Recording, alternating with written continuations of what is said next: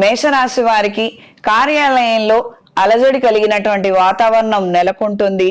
కొన్ని వృత్తి సంబంధమైనటువంటి అంశాల రీత్యా ఎక్కువగా ఒత్తిడికి గురవటము, అనుకున్న సమయానికి అవి కాక ప్రొలాంగ్ అవటము, ఈ రకమైనటువంటి పరిస్థితులు తరచుగా ఏర్పడతాయి. ఈ విషయాలలో మాత్రం తగు జాగ్రత్తలు అవసరం.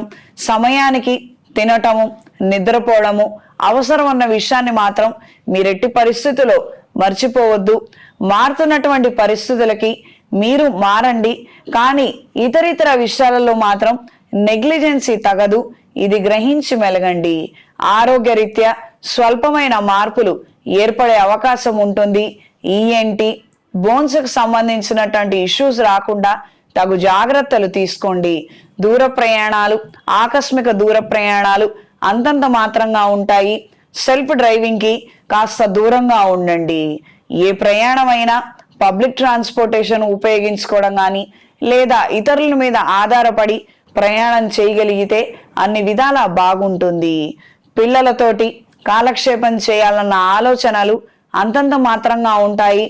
రాబోయే రోజుల్లో ఏదైనా వెకేషన్ ప్లాన్ చేద్దామన్న ఆలోచనలు మాత్రం కలిసొస్తాయి. దానికి సంబంధించినటువంటి డేట్లను ఖరారు చేసుకోగలుగుతారు. పరిణామాలు అనుకూలంగా ఉంటాయి. కొత్త రుణాలు తీసుకునే పరిస్థితులు ఏర్పడవచ్చు. స్త్రీలకు ఈ వారం దూర ప్రయాణాలలో అపశృతులు చోటు చేసుకునే అవకాశం ఉంది.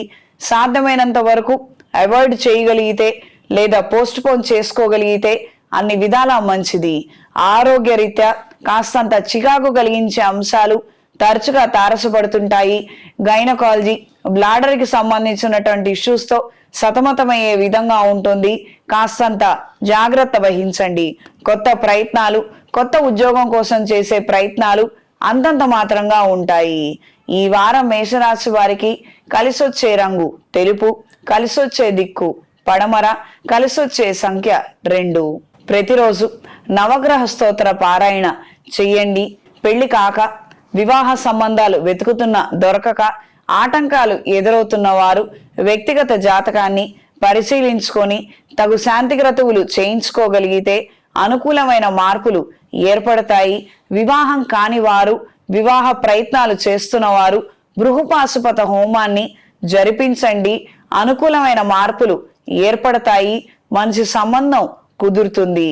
మెడలో ఇంద్రాణి డాలర్ని ధరించండి. శ్రీరామ నవమి రోజున సీతారాముల కళ్యాణం జరిపించి ఆ అక్షంతలను తల మీద ధరించండి. పంతులు గారితోటి అత్యంత శీఘ్రంగా కళ్యాణం జరగాలని చెప్పనని సంకల్పం చెప్పుకొని ఆ విధంగా ఆశీర్వచన తీసుకోగలిగితే అన్ని విధాల మంచి ఫలితాలు సంప్రాప్తిస్తాయి.